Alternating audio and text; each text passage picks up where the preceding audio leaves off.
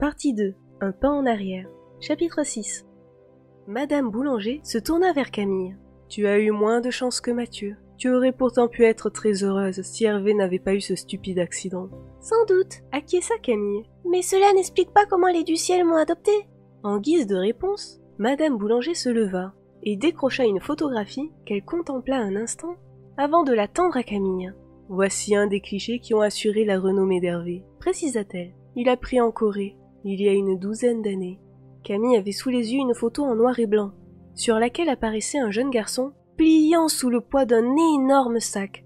Le photographe avait su saisir dans les yeux du gamin la détresse d'une maturité trop vite arrivée et le fardeau d'une misère désespérée.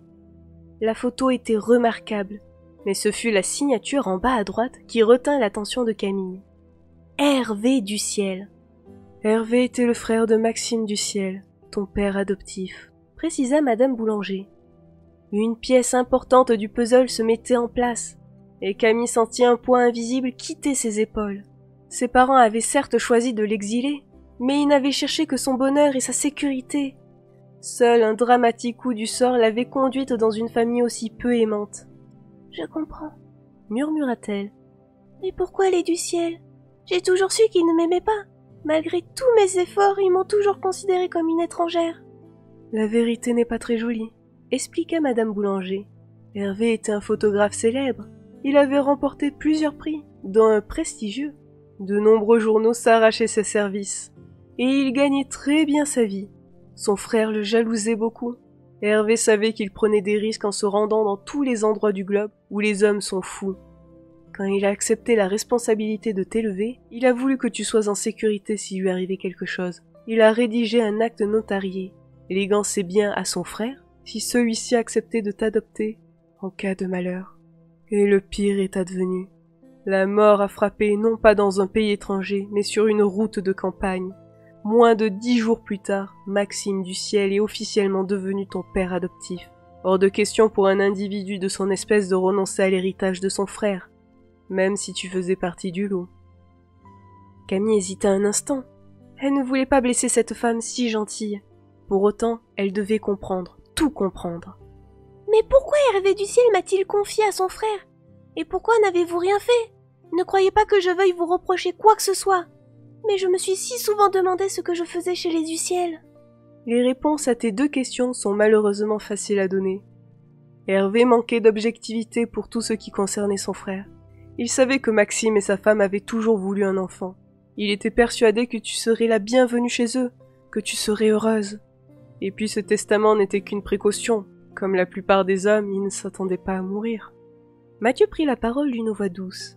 « D'accord, mais pourquoi n'avoir rien fait pour Camille quand vous avez compris que les du ciel ne l'aimaient pas? Tu oublies ce que nous avait raconté Isia. Votre irruption dans notre monde signifiait qu'il était arrivé quelque chose de grave à vos parents, que vous étiez en danger. Nous devions tout faire pour que vous ne vous rencontriez pas. Nous n'avions pas le choix. Ta vie et Willa nous échappaient. »« Je comprends, » murmura Camille. « Je comprends. » Elle était apaisée. 7 années de sa vie venaient de prendre un sens. Le soulagement la rendait légère, légère. « Et maintenant ?» demanda Mathieu à sa mère. « Je suppose que si Willan t'a retrouvé, c'est que les choses ont changé. Vous allez partir, non ?» Mathieu se tourna vers sa sœur et Camille prit conscience que la question lui était adressée. « Oui, » admit-elle. « Nous allons partir, dès demain matin, c'est-à-dire tout à l'heure. La situation en Guadalajara est redevenue normale. Mais nos parents ont besoin de notre aide. »« Comment peux-tu le savoir ?» s'étonna Madame Boulanger. « C'est vraiment une très longue histoire, » répondit Camille. « Je crois que vous devrez attendre que nous revenions pour l'entendre. » Le visage de Madame Boulanger s'éclaira. « Mathieu reviendra? Tu me dis la vérité? » ?»« Bien sûr, je ne kidnappe personne. Je ne pense pas que nous serons de retour pour la rentrée des Beaux-Arts, mais Mathieu, quelle que soit la direction que prendra sa vie, pourra toujours aller et venir entre les deux mondes. » Une larme de bonheur perla au coin des yeux de Madame Boulanger. Elle l'essuya négligemment du revers de la main. « C'est magnifique !» s'exclama-t-elle. « Je savais que je ne devais pas me mettre en travers de ta route, Mathieu. Mais l'idée de ne plus te revoir était insupportable. »« Ne plus me revoir? Tu plaisantes !» répliqua Mathieu qui paraissait aussi ému que sa mère adoptive. « Tu crois sans doute que je peux me passer de tes crêpes et de tes cannelloni ?»